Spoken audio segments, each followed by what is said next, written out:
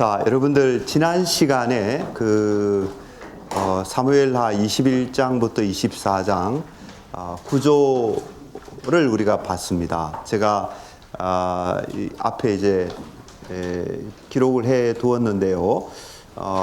이제 정교하게 교차 구조 형식으로 되어 있다라고 했습니다.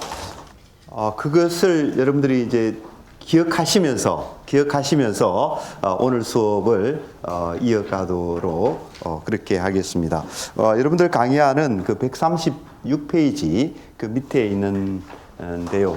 어떻게 보면 조금 이렇게 복잡할 수도 있는데 잘 집중해서 이렇게 보시면 또 충분히 이해가 되리라 그렇게 기대를 해봅니다.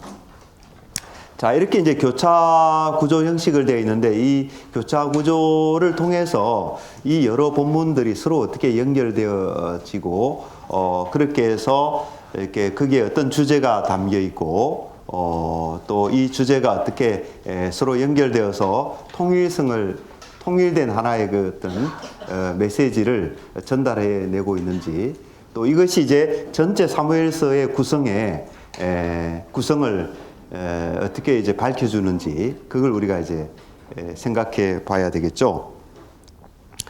자, 그래서 먼저 이렇게 서로 연결되어 있는 본문들을 순차적으로, 그렇죠? 21장 1절로 14절과 24장 이런 식으로, 또 22장과 또 이렇게 서로 연결되어 있는 본문들끼리 순차적으로 같이 보도록 하겠는데요.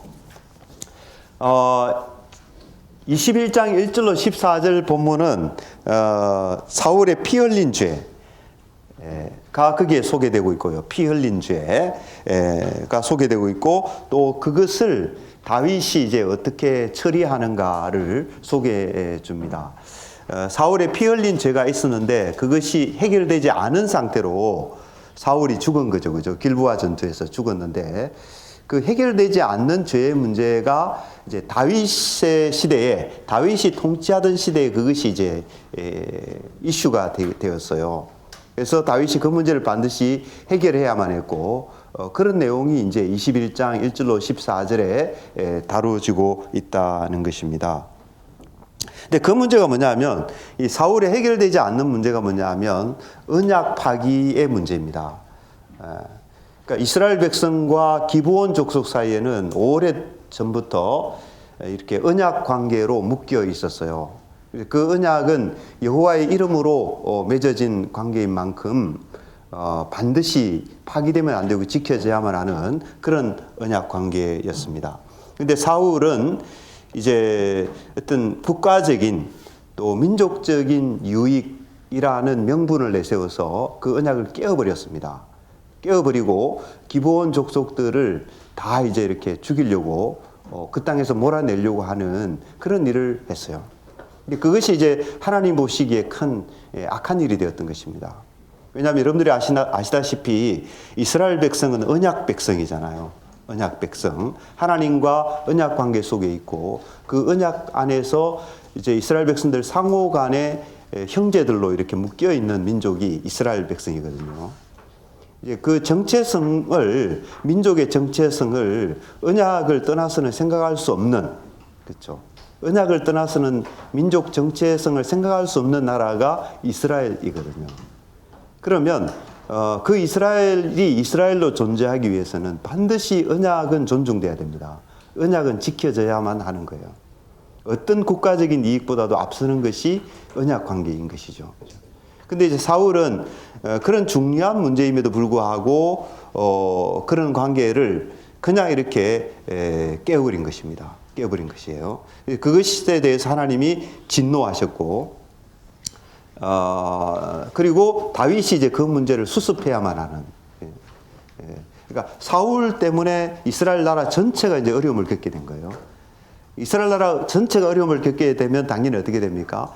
다윗, 그 나라를 대표하는 다윗도 그 어려움을 같이 겪게 되는 것이죠. 사울이 일으킨 어떤 그런 문제인데, 그렇죠? 사울이 야기시킨 그런 문제인데, 그런 부담을 그런 어려움과 고통을 이스라엘 백성 전체가 고스란히 떠안게 되었고, 그리고 그와 함께 다윗도 그 문제 속에 이렇게 지금 심각한 어려움을 맞이하게 되는 그런 사건인데요. 근데 그 사건을 이제 다윗이 사울의 후임자로서 어떻게 해결하는가가 중요합니다. 그렇죠? 위기의 순간, 위기의 문제를 닥쳤을 때 그 문제를 어떻게 해결하는가 하는 것이 지도자의 왕으로서의 역할이죠. 그렇죠? 사울이 언약을 파기했는데 그 문제를 다루면서 다윗은 과연 어떻게 할 것인가? 다윗도 사울과 같이 이렇게 언약을 존중하지 않고 언약을 깨는 방식으로 그 문제를 또 접근할 수 있잖아요. 그렇죠? 그거는 이제 나중에 열왕기서에 가서 보면은 왕들에게서 나타나는 많은 문제점들이 바로 그런 거였거든요. 여러 가지 문제들을 국가적인, 외교적인, 군사적인, 경제적인 이런 이슈들을 다루면서 왕들이 이 언약의 가치를 충분히 존중하는 가운데 그 문제를 해결해 나가야 되는데 다 그렇게 하지 못했기 때문에 그렇게 많은 문제들이 이스라엘 왕국의 역사에서 펼쳐지게 되는 것을 보게 되거든요. 지금 여기도 사실은 바로 그런 문제입니다. 그런 이슈가 대두되었는데 지금 다윗이 왕으로서 이 문제를 어떻게 처리할 것인가 하는 문제예요. 근데 이제 그런 문제가 여기에서 이제 나타나고 있는데 이 본문을 읽어보면 우리가 주목하게 되는 것이 뭐냐면 다윗은 그 문제를 다루면서 그야말로 하나님의 마음에 합한 자로서 정말 언약의 가치를 잘 존중하는 가운데 이 국가적인 난제, 이 위기의 순간 이것을 그 언약 관계에 충실한 방식으로 문제를 해결해 갔다 하는 것이죠. 그것이 이제 이 사무엘하 21장 1절로 14절이 초점을 맞추는 것입니다. 그러니까 사울은 언약을 파괴했고 언약을 파괴해서 국가적인 재난을 불러왔는데 그 문제를 다룸에 있어서 다윗은 어떻게 하는가? 철저하게 하나님 의존적이고 하나님의 뜻을 구하고 그리고 또 이렇게 언약의 가치를 존중하면서 그렇죠? 다윗은 이제 요나단과도 언약 관계에 있었거든요. 요나단과도 이렇게 보면은 사무엘상에 보면은 이제 요나단과 여러 차례 언약을 맺는 제 기억으로는 한 3차례 정도 언약을 갱신하고 맺고 이런 모습이 나타나는데요. 그처럼 이제 이 다윗과 요나단 사이에도 언약의 그 관계가 있었다는 거예요. 근데 다윗은 이 사울 가문의 문제를 처리하면서 이 하나님께 의존적이고 하나님의 뜻을 구하는 이런 방식으로 그리고 또 요나단과 자기 사이에 있었던 그 언약의 관계 그것을 충분히 존중하고 그리고 이제 사실 여러분들 그 사무엘 그 상에 보면은 이제 다윗이 또 사울을 피해서 도망 다니잖아요. 도망 다닐 때 어떤 때 보면 사울하고 만날 때도 있었습니다. 그렇죠? 사울하고 만날 때도 있었는데 근데 이제 그 사울하고 만났을 때 사울이 앞일을 얘기는 한 거예요. 보니까 다윗이 이렇게 하나님이 함께 하시는 사람이고 이 사람이 틀림없이 왕이 되겠다라는 걸 사울 자신도 직감을 한 것입니다. 그러니까 불행한 인물이죠. 그죠? 굉장히 불행한 인물입니다. 근데 이제 그렇게 했을 때 사울이 보면은 다윗에게 이렇게 나하고 언약을 맺자. 여호와 이름으로 맹세해달라. 너가 왕이 되거든 우리 집을 이렇게 완전히 멸하지 말고 나를 우리 이 조상의 그 가문에서 끊어버리지 말라. 이렇게 사울이 다윗에게 요구한 적이 있어요. 그렇죠? 요구한 적이 있는데 그때 다윗이 사울의 요구를 받아들여서 하나님의 이름으로 여호와의 이름으로 맹세를 합니다. 내가 당신의 이름을 당신 조상의 집에서 끊어버리지 않겠다. 이렇게 맹세를 해줘요. 맹세를 해줍니다. 그러니까 사실 이것은 뭡니까? 과거의 기본 족속이 이스라엘 백성들에게 찾아와가지고 비록 거짓이긴 하지만 여호와의 이름으로 맹세할 것을 요구했잖아요. 그렇게 해서 맹세의 관계가 성립이 됐거든요. 그렇죠? 그런 관계. 그러니까 이 본문은 사실은 굉장히 언약의 언약의 내용에 초점이 가 있는 그런 본문인 것을 우리가 알 수가 있습니다. 자, 이렇게 이제 다윗과 사울 집안 사이 이런 관계가 있었는데요. 지금 다윗은 이제 이 사울이 남겨놓은 문제, 그렇죠? 사울이 남겨놓은 문제를 해결해 가면서 이런 어떤 관계들을 다윗이 이렇게 존중하면서 문제를 해결해야 되거든요. 그렇죠? 그래야지 문제가 말끔하게 하나님의 뜻 가운데서 이제 깨끗하게 문제가 해결이 되는 거거든요. 예. 근데 사무엘하 21장 1절로 14절 이 본문을 보면은 정말 다윗이 그렇게 합니다. 그죠? 하나님의 뜻을 구하고 그 뜻을 받아서 그런 가운데서 또 자신과 요나단의 그 관계도 충분히 파괴시키지 않으면서, 그렇죠? 그리고 사울과 했던 그 맹세의 관계도 다 존중하면서 다윗이 이 문제를 잘 처리해 나갑니다. 그렇죠? 처리해 나가고 그렇게 해서 다윗의 왕권이 견고해지게 되는 그런 어떤 이야기를 여러분들 짧지만요. 사무엘하 21장 1절로 14절 굉장히 짧은 본문인데 그런 내용이 다 집약되어 있는 것입니다. 이 내러티브 안에 이 내용을 집약하고 있는데 사실은 이제 이 본문이 그런 본문인 거예요. 그러니까 사울과 다윗의 관계를 조명하면서 사울은 언약을 파기한 자로 묘사하고 있고 다윗은 언약을 존중하는 자로 묘사하고 있고 그렇죠. 그것이 어떤 결과를 가져왔느냐? 사울은 자기 집안을 완전히 몰락시키는 그런 결과를 가져오게 됐고 이스라엘 민족에게도 어때요? 이스라엘 국가에게도 굉장히 혼란을 야기시키는 인물로 묘사되고 있죠. 그러나 그에 반해서 다윗은 그 반대로 그렇죠? 이렇게 또 그 모든 문제들을 회복시키는 그런 인물로 묘사되고 있는 것이죠. 그러니까 한마디로 뭐냐면은 여기는 이제 사울과 다윗을 조명하고 있는 거예요. 무엇을 기준으로? 언약을 기준으로 조명하고 있는 것입니다. 그렇죠? 그래서 그 언약에 충실함으로 말미암아 다윗이 어떻게 했느냐? 다윗이 모든 어려움들을 해결해내고 자신의 왕권을 굳게 세웠다. 사무엘서는 왕권에 대한 이야기잖아요, 그죠? 왕권에 대한 얘기인데 다윗이 그러한 방식으로 그렇죠? 언약 관계에 따라서 자신의 왕권을 견고하게 세운 언약 백성의 왕으로서의 다윗의 모습을 대표적으로 보여주고 있는, 그죠? 언약 백성의 왕으로서 메시아의 그림자잖아요, 그죠? 메시아. 그런데 언약 백성의 왕으로서의 그 면모, 그 자질, 그 특성을 아주 집약해서 대표적으로 보여주고 있는 그런 어떤 기록이 사실은 사무엘하 21장 1절로 14절이다. 우리가 이렇게 볼 수가 있는 것이죠. 자, 그 다음에 이제 이 본문과 대칭을 이루고 있는 그 사무엘하 24장 본문입니다. 그죠? 24장이 이제 이 본문과 대칭을 이루고 있는데 여기에는 방금 그 21장과는 전혀 대조적인 내용이 나타나고 있어요. 앞에서는 이제 다윗이 그렇게 어떤 그 언약에 충실한 인물로 그려지는데 24장 그것과 대조를 이룹니다. 그게는 다윗이 왕권을 남용하는, 그렇죠? 어떻게 보면은 언약의 가치를 훼손하고 파괴하는 그런 다윗으로 돌변해 있는 다윗을 거기서 만나게 돼요. 그렇죠? 여러분들 이게 이제 사무엘서 전체 구조를 반영하고 있어요, 사실은요. 사무엘서에 보면 앞부분에는 다윗이 굉장히 이렇게, 그렇죠? 정말 이렇게 모범적인 이상적인 인물로서 그려지고 있는데 어느 순간 다윗이 갑자기 돌변하지 않습니까? 우리아 사건, 바세바 사건 뭐 이런 얘기들이 막 나타나서 우리가 충격을 받게 되죠, 그죠? 다윗과 같은 인물이 어떻게 이럴 수 있는가?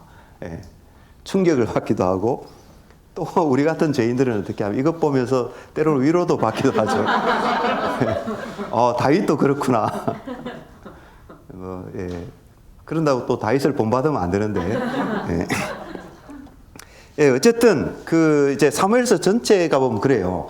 초반부에는 이렇게 다윗을 이상적인 인물로 그리고 있는데 후반부로 넘어가면 다윗이 완전히 이렇게 사악하고 이렇게 흉악하고 정말 악독하다 싶을 정도로 그런 어떤 그렇죠. 이렇게 인물로 나타나거든요. 그죠? 이제 그런 대조적인 다윗이 이제 소개되는데, 역시 사무엘라 마지막 부분도 그런 구조다라는 거예요. 21장에는 아주 이상적인 다윗의 모습, 그런 복잡한 이 얽히고 설킨 정치적인 이슈들을 그 실타래를 풀어가는데 너무나도 다윗은 정교하게 하나님과의 관계를 존중하면서 또 이렇게 주변 사람들과의 관계를 잘 이렇게 해결해 나가는 그런 인물로 그렇게 해서 자신의 왕권을 굳게 세우는 듯 하더니 24장에 그려지는 다윗의 모습은 정반대로 나타난다는 거죠. 자신에게 주어진 그 왕권을 이렇게 잘 사용하는 것이 아니라 그 왕권을 남용해서 결국은 하나님의 진노를 불러오게 되고, 사울과 똑같습니다. 사울과 똑같아요. 그래서 국가적인 재난을 일으키죠. 그렇죠? 하나님의 진노가 온 국가에 임하게 돼서, 그래서 어떻게 됩니까? 7만 명이나 되는 이스라엘 백성들이 죽게 돼요. 단에서부터 브엘세바까지. 그렇죠. 그러니까 단에서 브엘세바까지 하는 것은 온 이스라엘을 상징하는, 가르치잖아요. 그렇죠. 그리고 7만 명, 이 7이라는 숫자 자체도 굉장히 상징적인 숫자잖아요. 그렇죠. 그러니까 온 이스라엘 백성들이 어떻게 됐다는 겁니까? 하나님의 진노를 받았다라는 거예요. 누구 때문에? 다윗의 그 왕권 남용의 문제 때문에. 그러니까 권력자가 이렇게 악을 행하게 되면요, 이렇게 심각한 문제를 가져오게 되는 것입니다. 그러니까 평범한 한 사람이 죄를 지으면 그 개인의 문제로 제한되겠죠. 그러나 국가를 대표하는 위치에 있는 사람이 이렇게 잘못하게 될 때는요, 그 문제가 자기 개인에게 제한되지 않고 온 국가와 백성에게 그 문제가 다 이렇게 해를 끼치게 된다라는 거죠. 그죠? 해를 끼치게 된다는 거예요. 하여튼 이런 문제가 사무엘라 24장에 이제 기록되어 있는데, 여기에 보면은 다윗의 이제 언약의 가치를 다 깨어버리고, 또 언약 백성의 왕으로서의 자질과 특성을 그것이 다 사라져버리고, 여기는 뭡니까? 다윗은 독재자 행세를 합니다. 자기 신하 요압이죠. 요압이 이렇게 합당한 조언을 함에도 불구하고, 왕이요, 이렇게 인구조사하는 것은 합당하지 않습니다.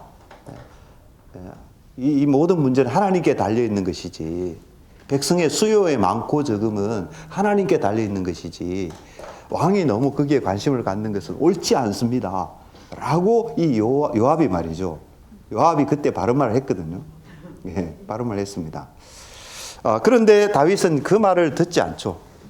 듣지 않고 결국은 이제 그렇게 이제 인구조사를 강행을 해버린 것입니다. 그러니까 이게 뭐냐면 다윗이 자신의 어떤 권력 유지, 권력의 확장, 여기에만 관심을 갖는 그런 어떤 그 독재자의 모습으로 사무엘라 24장에는 나타나고 있는 거예요.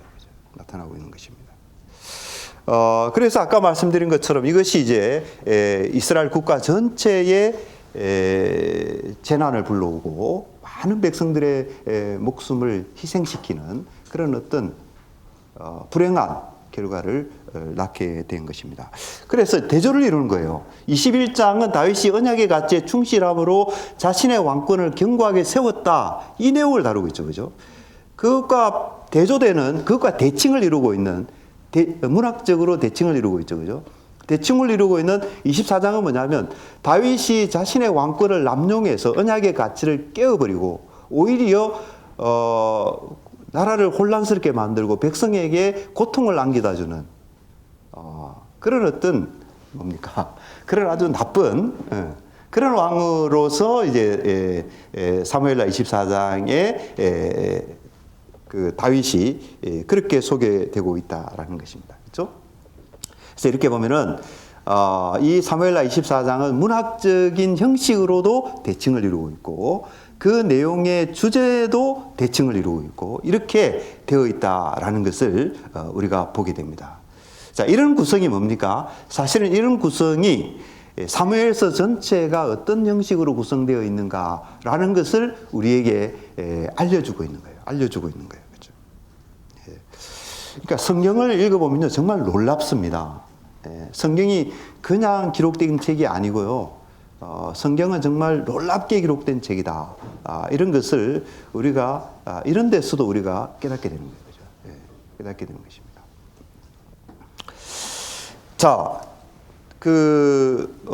사무엘하 결론부의 이제 외곽 틀이라고 할 수 있죠. 그죠? 프레임이라고 할 수 있는데, 외곽 프레임이 이렇게 구성되어 있다면 그 안에 부분은 어떤가? 그 안에 부분이 이제, 그 사무엘상 21장 15절부터 22절. 그게 내용인데요. 그게 내용은 이제 전혀 또 다른 내용이 기록됩니다. 그렇죠? 거기에는 전쟁하는 내용이 있어요. 전쟁하는 내용. 그러니까 이것을 평면적으로 읽으면 우리가 당황하게 됩니다. 갑자기 여기서는 사울 문제를 다루더니 그 다음에는 바로 또 블레셋과 전쟁하는 내용이 나타나고 이러니까 이게 이제 혼돈을 일으키는 거예요. 그죠? 그렇죠? 그러나 이제 이 문학적인 구성이라는 차원에서 이 본문을 분석하게 되면요. 전혀 그렇지가 않습니다. 이 앞에 본문과 뒤에 본문이 아주 자연스럽게 주제상으로 어떨까요? 주제상으로 상호 보완적이라고 그래야 되나? 그런 방식으로 앞부분과 뒷부분이 아주 이렇게 잘 짜여져 있는 그런 구조입니다. 근데 21장 그 15절로 22절에는 어떤 내용이 있는가 하면요. 다윗이 블레셋의 용사들과 전쟁하는 내용이 나타나고 있습니다. 특별히 어떤 사람들이냐? 블레셋 사람들 가운데서도 무시무시한 사람들, 거인들 있잖아요. 그냥 그 앞에서 이렇게 기가 죽어버리고 아주 겁에 질려버릴 수밖에 없는 그런 어떤 무시무시한 그 블레셋의 거인 장수들을 다윗이 어떻게 상대했느냐, 그들을 어떻게 물리쳤느냐, 그 문제를 여기서 다루고 있어요. 여러분들 본문이 짧다고 해서 그 내용이 가볍다라고 생각하면 큰 오해입니다. 그죠? 큰 오해예요. 본문이 짧은데 그 본문에는 굉장히 중요한 내용들이 아주 뭡니까? 핵심 내용을 압축해서, 그렇죠? 아주 밀도가 높다라는 얘기예요. 핵심적인 내용을 아주 장황하게 설명하지 않고 그것을 압축해서 그 속에 녹아 들어가 있다는 것이. 그래서 자세히 뜯어보면은, 자세히 살펴보면은 거기에는 많은 내용들이 담겨 있는 것입니다. 많은 내용들이 담겨 있어요. 근데 여기 보면은 이제 다윗이 보면은 예상 밖의 인물로 등장합니다. 그렇죠? 이 본문에 보면은 전혀 다윗이 영웅적인 인물로 그려지지 않고 있어요. 그러니까 블레셋의 용사들은 다 거인들입니다. 그죠?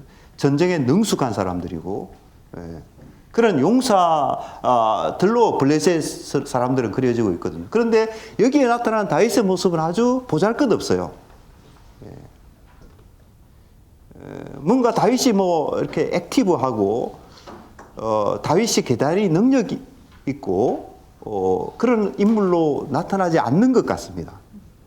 다윗은 잘못해가지고 이렇게 그 블레셋의 거인 장수들 앞에서 힘없이 이렇게 수세에 몰리다가 또 위험에 처하게 돼서 죽을 뻔하다가, 그런데 겨우 이제 자기 그 동료들, 그렇죠? 자기 부하 장수들의 도움을 힘입어서 다윗이 위기를 모면하고 어떻게 됩니까? 위기를 모면하고 마침내 결과가 중요하죠, 여러분들. 과정도 물론 중요하겠지만 전쟁에서는 결과가 중요하잖아요, 그렇죠? 하여튼 뭐 수세에 몰리든 아니면 어려움을 겪든 끝에 가서 이기는 게 중요한 거예요. 이기는 게 중요한 거거든요. 근데 이제 다윗이 그런 방식으로 블레셋을 상대했는데 결과적으로 어떻게 됐느냐? 다윗이 이 무시무시한 정말 이렇게 그 앞에서는 기가 죽을 수밖에 없는 그런 블레셋의 용사들을 차례로 다 물리칩니다. 다 제거해 버려요. 그죠? 그래서 블레셋과의 관계에서 다윗 진영이 승리하는 그런 부분으로 묘사되고 있다라는 거예요. 근데 왜 이렇게 기록됐을까, 여러분들? 소위 이 부분은 사무엘서의 결론부거든요. 사무엘서의 결론부면 어떨까요?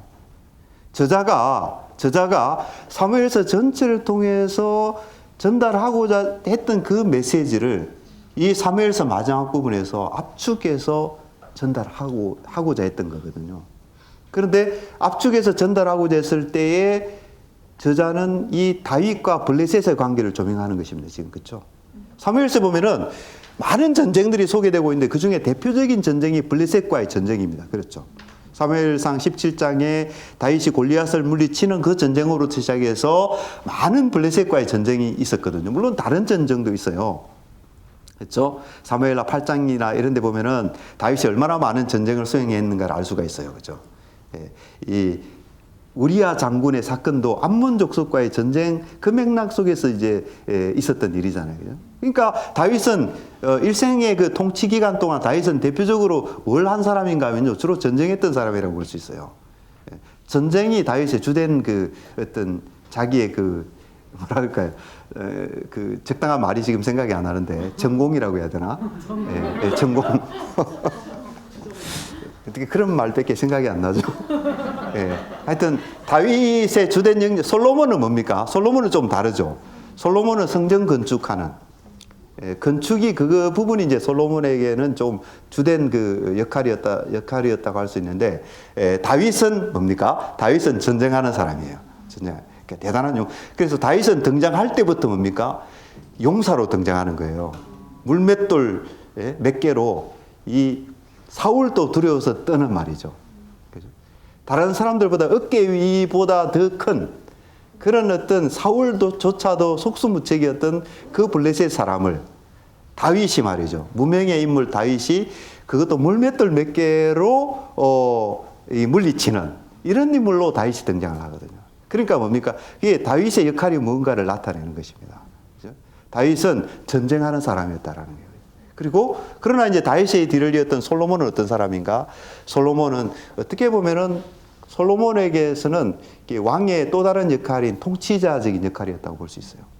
다윗이 이루어 놓은 그 왕국의 토대 위에서 나라를 어떻게 지혜롭게 통치해서 하나님의 나라로 건설해 갈 것인가. 물론 그 중에 이제 성전 건축이 가장 중요한 역할 중에 하나이긴 했습니다만은 그런 인물이거든요. 근데 어쨌든 다윗은 전쟁하는 사람이었다라는 거죠. 전쟁이 가장 그의 대표적인 그 사명이라고 그럴까요? 그의 소명, 가장 대표적인 소명이 다윗은 전쟁하는 소명이었다. 이렇게 볼 수 있는데, 그래서 사무엘서 마지막 부분에 그 부분을 조명하고 있는 거예요. 그 부분을 조명하고 있는데, 압축해서 다윗이 싸웠던 그 전쟁이 도대체 어떤 전쟁인가를 압축해서 여기서 다루고 있다는 것입니다. 근데 우리 같으면 이렇겠죠. 다윗의 영웅적인 면을 부각시키겠죠. 그죠? 다윗의 굉장한 면. 그런 면을 부각시킬 것으로 기대를 하게 되는데, 그런데 우리의 기대와는 정반대입니다. 여기엔 다윗은 나약한 모습, 남에게 의존되어 있는 모습, 부하들의 도움이 아니었으면 자기 목숨조차 부지할 수 없었던 그런 사람이었는데, 그러나 결과적으로 어떻게 되느냐? 이스라엘을 위협하는 그 적들을 다 물리쳐내는 이런 인물로 다윗이 그려지고 있다는 것입니다. 이것은 뭐냐 하면 다윗이 일생 동안 수행했던 그 전쟁의 성격이 무엇이었는지를 나타내는 거예요. 예. 그 전쟁의 성격은 우리가 다 알다시피 다윗은 하나님의 도우심으로 이루어낸 승리다. 다윗이 자신의 어떤 능력으로, 자신의 지혜로, 자신의 어떤 그 군사력이나 자신의 어떤 군사적인 재능이나 타고난 재능이나 이런 것으로 싸웠던 인물이 아니다라는 것을 말하고 싶었던 거예요. 그는 부하들의 도움이 없었으면 이길 수 없었던 사람이었다라는 거예요. 이길 수 뭐 이렇게. 그래서 다윗은 뭡니까? 쉽게 말하면 우리가 자주 이야기하는 그 헐리우드 영화에 나오는 그런 영웅들 있잖아요. 그런 사람이 아니다라는 거예요. 다윗은. 그렇죠? 예. 혼자서 이렇게 뭐 기관총 하나 들고 예? 모든 적군들, 무시무시한 적군들 속을 막 이게 총탄이 빗발치는 그 속으로 뛰어들어서 죽지도 않고 거기서 결국 살아남고 또 적군들도 다 죽여버리고 이런 영웅들이 있잖아요. 그렇죠? 성경이 묘사하는 다윗은 그런 사람이 아닙니다. 그런 사람이 아니에요. 다윗은 철저하게 하나님께 의존되어 있던 그런 한 사람에 불과했다라는 것입니다. 그런 사람인데 그 사람은 어떻게 그런 사람이 됐느냐? 하나님의 도우심으로. 하나님의 도우심으로. 하나님이 역사하셨어요. 그래서 사실은 다윗이 싸운 이 전쟁은요. 그래서 사실은 다윗의 전쟁이 아니고 무슨 전쟁입니까? 그렇죠. 그렇죠. 그래서 이 전쟁은 여호와의 전쟁이에요. 여호와의 전쟁. 여호와의 전쟁입니다. 그래서 여러분들 기도원에게 이렇게 옛날에 사사기 배울 때 기도원에게 이제 이렇게 천사가 나타나서 이렇게 맞잖아요. 큰 용사요.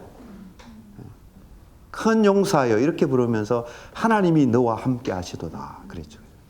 사실 기도원은 용사가 아니거든요. 비겁한 사람이고 급이 많은 사람이고 그런데 그렇죠? 그래서 그 큰 용사라는 그 말이 뭐라고 그랬습니까? 아이러니라고 했죠. 아이러니. 용사가 참된 용사가 누구냐? 그 질문을 하게 만드는 아이러니인 거예요. 아이러니. 어떤 사람이 큰 용사냐? 하나님이 함께 하시는 사람이 큰 용사인 것입니다. 그렇죠? 그러니까 하나님이 함께 하지 않으면 아무것도 아닌 거예요. 이게 다윗이 왜 다윗인가? 하나님이 함께 했기 때문에 다윗인 거예요. 그렇죠? 하나님이 도와주셨기 때문에 다윗인 것입니다. 하나님이 함께 하지 않았다면 다윗은 아무것도 아닌 인물인 거예요. 어쩌면 바세바 사건이라든지 우리아 사건 또 인구조사 사건 이것이 보여주는 것이 뭡니까?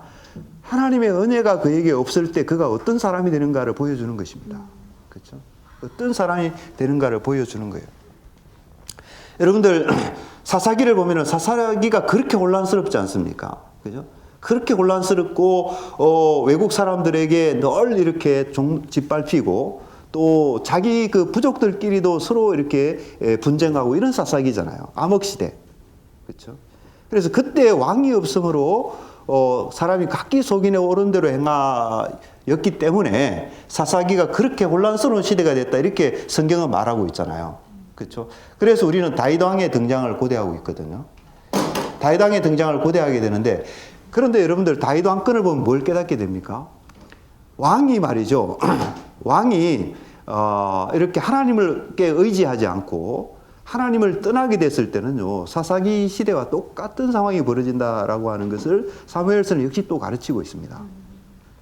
여러분들 사무엘하 11장 12장 이후에 가면요. 그 나라의 모습이 어떻게 됩니까? 나라의 모습이 완전히 그냥 어떻게 되죠? 그렇게 되지 않습니까? 그렇죠? 다윗 자신은 그 자기 아들에게 뭐 다른 부족 유다 민족이 뭐 이렇게 에브라임 족속과 이렇게 싸우는 그런 모습이 사사기였다고 한다면요. 이 다윗 왕국은 어떻게 되는가 하면은 왕이 자기 아들에게 쫓겨서 죽을 수 있는 그런 상황에 놓이게 된다라는 거예요. 그러니까 어떻게 보면은 사사 시대의 형편보다 더 나빠지는 모습이 나타나는 거죠. 그렇죠. 그렇게 되는 것입니다. 이것이 보여주는 것은 뭡니까? 왕이 하나님의 뜻에 따르지 않고 하나님께 의존적인 왕은 하나님을 의존하는 존재거든요. 자기가 주권자가 아닌 거예요, 왕은. 그러니까 이스라엘의 왕은 그게 특징입니다. 다른 고대 근동의 다른 나라의 왕들과 달리 이스라엘 왕들은요, 주권자가 아니에요. 주권자가 아니고 하나님의 권세 아래에 있는 자인 것이에요, 왕은. 그렇죠? 그래서 대리 통치자다 이런 표현을 쓰는 거죠. 대리 통치자가 그 직분을 위임받은 거잖아요. 위임받은 자가 자기의 모든 권한이 자기에게 있는 것처럼 생각하면 어떻게 돼? 쫓겨나는 거죠, 뭐. 쫓겨날 수밖에 없어요. 위임된 그 권한이 다 빼앗기는 거죠. 그렇죠? 다윗 왕국의 역사가 그걸 보여주는 것입니다. 네. 사실은 이 다윗 왕권은 구속사적인 맥락에서 보면은 창조시 아담으로 그것을 간다고 볼 수 있어요. 예. 이게 성경학자들이 되게 그렇게 많이 봅니다. 여러분들 아담이 하나님의 형상대로 지음받아서 사실은 하나님의 아들과 같은 존재잖아요. 하나님의 형상을 가졌으니까. 그렇죠? 하나님의 형상을 가진 아들이 뭘 해야 됩니까? 예. 모든 피조 세계를 다스리고 정복하는, 다스리다라고 하고 정복하다라는 것이 왕적인 권세 아닙니까? 그죠? 왕적인 역할이거든요, 그게. 그런데 그 일을 할 때 어떻게 해야 됩니까? 하나님의 뜻을 순종해서 해야 되잖아요. 하나님의 말씀을 순종해서. 그래서 사실은 아담의 역할은 만왕의 왕이신 하나님을 아버지로 모신 자로서 그 아버지의 뜻에 받들어서 그렇게 세상을 통치하고 다스려서 이 세상이 어떻게 되도록 해야 됩니까? 이 세상이 정말 하나님의 복되고 선하고 거룩하고 영광스러운 그 하나님의 성품이 이 세상 위에 찬란하게 그 하나님의 뜻이 이루어지도록 그렇게 아담과 하와는 그렇게 했어야 했다라는 것이죠. 근데 아담과 하와는 어떻게 합니까? 뱀의 유혹을 받아가지고 하나님의 말씀을 무시해버리고 하나님께, 사실 그게 뭡니까? 반역이죠, 반역. 그렇게 반역을 일으켜버렸던 거예요. 세상이 이렇게 된 거 아닙니까? 이렇게 된 거죠. 그런데 사실 그런 그 배경에서 보면요, 다윗 왕권, 이 세워지는 왕권은 어떤 왕권이어야 합니까? 원래 하나님께서 아담에게 맡기셨던 그 왕의 역할, 그것을 그대로 받드는, 그것을 이어가는 왕권인 거예요. 그렇죠? 이어가는 왕권인 거예요. 그래서 다윗도 사실은 하나님의 뜻을, 다윗도 하나님을 아버지로 모신 자이죠. 나는 그에게 아버지가 되고 그는 나에게 아들이 되리라. 다윗 언약에서 이렇게 하나님이 그렇게 말씀하시지 않습니까? 다윗은 아버지 하나님의 뜻을 받들어서 그분의 뜻을 펼쳐나가는 왕권인 거예요. 그래서 왕에게 중요한 건 뭡니까? 왕에게 중요한 것은 절대적으로 하나님께 의존하는 그것인 거예요. 하나님께 의존하지 않으면 그건 왕이 아닌 것입니다. 이스라엘에서 왕은 그것인 거예요. 세상 사람들이 왕을 어떻게 정의하고 왕을 어떻게 이해하든지 상관없는 것입니다. 성경이 말하는 왕은 뭐냐면 철저하게 하나님께 의존되어 있는 왕인 거예요. 의존되어 있는 왕인 거예요. 그것이 진정한 왕도입니다. 성경이 가르치는 왕도인 거예요. 하나님을 의존하지 않고 자기가 나서게 되면요, 그때는 그 왕은 하나님과 상관없는 왕이 되어버리고 말하는 거예요. 사울이 그런 사람 아닙니까? 그죠? 사울이 그런 사람. 하나님께 의존하지 않고 자기가 나섰을 때, 자기가 앞장서서 전면에 나섰을 때, 그때 곧바로 그는 왕의 자격을 상실하게 되는 거예요. 그죠? 근데 다윗은 이제 그 반대되는 인물이죠. 반대되는 인물이죠. 근데 어쨌든 이제 다윗은 그렇게 하나님께 의존적인, 하나님을 의지함으로써 이렇게 블레셋 군대를 다 물리치고 모든 전쟁에서 승리할 수 있었다. 이게 메시지인 것입니다. 이게 메시지인 거예요. 그래서 사무엘하 22장에 보면 다윗의 감사의 노래가 있지 않습니까? 감사의 노래 그게 보면은 다윗이 적들과 더불어서 싸울 때 어떻게 싸웠느냐, 그것이 시적인 언어로 거기서 나타나고 있거든요. 다 보면요, 하나님께서 이렇게 하게 해주셨다, 하나님이 이렇게 힘주셨다, 하나님이 승리를 주셨다, 다 그것을 찬양하고 있는 거예요. 찬양하고 있는 거예요. 그래서 21장 1절로 14절은, 아까 이제 21장 1절로 14절은 사울과의 관계에서 다윗이 어떻게 언약의 가치를 존중함으로써 자신의 왕권을 세웠느냐를 보여주고 있다면, 이어서 나타나는 본문은 21장 15절로 22절은 뭐냐면, 다윗이 어떻게 하나님께 의존함으로써 이 적들, 외부에 있는 적들, 사울은 어떻게 보면은 내부에 있는 적들입니다. 내부에 있는 아말렉의 세력이에요. 사울이 아말렉과의 관계에서 실패한 사람이잖아요, 여러분들. 그것도 참 말씀드릴 게 많은데, 말씀드릴 게 많은데, 예. 이 사울이 아말렉을 물리치도록 그런 사명을 받았죠, 그죠? 근데 여러분들, 아말렉이 왜 어떤 존재인가요? 아말렉은 어떤 존재인가? 그 아말렉의 정체를 한마디로 얘기하면요, 하나님을 두려워하지 않는 게 그 특성이에요. 그래서 아말렉 하면 여러분들 그걸 딱 기억하셔야 됩니다. 아말렉은 하나님을 두려워하지 않는 족속이다. 하나님의 원수다, 이 말이에요. 그죠? 그러면 여러분들 교회 안에 있든지 교회 밖에 있든지 아말렉이 누구인가 그렇게 규정이 되는 것입니다. 하나님을 두려워하지 않는 그런 모든 것은요, 아말렉과 성질상 동질인 거예요. 그런 면에서 사울은 아말렉입니다. 그래서 아이러니인 거예요. 그죠? 아말렉을 징벌해야 될 자가 사실은 이렇게 벗겨보니까, 그죠? 이스라엘 사람인 줄 알았는데, 겉으로 보니까 이스라엘 사람인 줄 알았는데, 그 속을 들여다보니까 사울은 어떤 인물이었다? 아말렉과 동질이었다라는 거예요. 그걸 어디서 알 수 있습니까? 사무엘 선지자가 찾아와서 사울을 추궁합니다. 너 왜 그렇게 했냐? 왜 그렇게 하나님의 뜻을 안 받들었냐? 추궁합니다. 그때 사울이 뭐라고 변명하는지 아십니까? 이렇게 얘기해요. 백성을 두려워해서 그랬습니다. 그런데 그 말이 무슨 말입니까? 백성을 두려워해서 아말렉을 안 죽였습니다. 그 말은요, 하나님을 두려워하지 않았다, 이 얘기예요. 그죠? 예. 그러니까 하나님을 두려워해야 될 인물이 하나님을 두려워하지 않고 백성을 두려워했다라는 거예요. 이게 사울의 본질이 뭔가를 잘 나타내는 것입니다. 사울은 아말렉을 정벌해야 될 자인데 사실은 뚜껑을 딛게 보니까 이 사울이 바로 아말렉이었구나 하는 거예요. 그죠? 21장 1절로 14절은 사울과 다윗의 관계인 거예요. 그죠?